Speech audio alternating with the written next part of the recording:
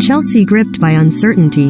Andy Rowland via www.amago-images.de. Thomas Tuchel admits Chelsea face an uncertain future as doubts swirl over how the European champions will even pay their wage bill after Russian owner Roman Abramovich was hit with UK sanctions. The Premier League club put a brave face on events as they returned to action on Thursday, just hours after the billionaire's assets were frozen. Chelsea fans chanted Abramovich's name during their 3-1 victory at relegation-threatened Norwich as they tightened their grip on third spot in the English.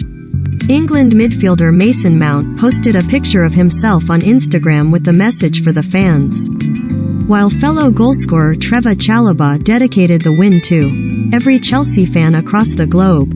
But the upbeat words hide deep unease over what will unfold in the coming weeks. Abramovich was one of 7 oligarchs targeted by Britain on Thursday in action taken in response to Russia's invasion of Ukraine, all of whom were described as part of Russian President Vladimir Putin's inner circle. The 55-year-old had already announced his intention to sell Chelsea, with a host of potential buyers declaring their interest in a club that have won 19 major trophies since he bought the side in 2003. The government is still open to a sale but would have to approve a new license, on the proviso no profit would go to the Russian, who has bankrolled the club to the tune of around £1.5 billion, $2 billion. In the meantime, the London club will have to operate under the stringent new rules, which prohibit the sale of tickets and effectively place them under a transfer ban. Senior defenders Cesar Azpilicueta, Antonio Rudiger and Andreas Christensen are all out of contract this summer, with their futures up in the air as the club cannot agree new contracts. Tuchel said he was happy still to be at Stamford Bridge but admitted the future was shrouded in uncertainty as he tries to focus on events on the pitch. The situation will not go away. Maybe tomorrow it will change again, but it will not go away, said the German, who arrived at Chelsea in January last.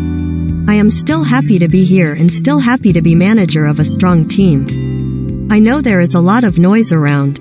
Chelsea's women's team were also in action on Thursday, winning 4-1 at West Ham despite the distractions.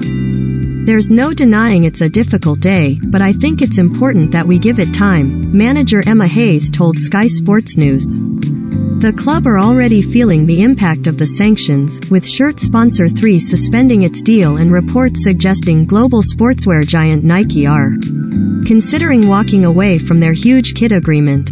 But the club's official training wear partner Trivago said Friday that it was sticking with Chelsea despite the challenging situation. We are looking forward to a transition of ownership as soon as possible and want to support the club in this process, it said in a statement.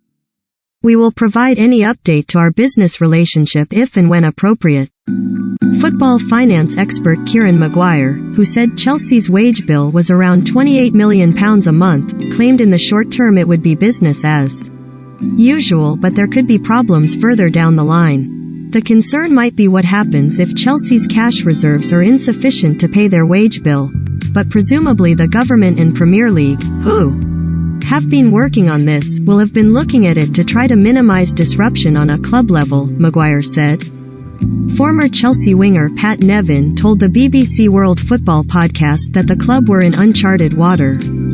It's minute to minute and I can promise you now, that club doesn't know what is going to happen today, tomorrow or in a couple of days' time, he said. Once you start digging down into what this could do. Yes, they can play their games, but will they even be able? It's not hyperbole to say the future of the club is in serious danger.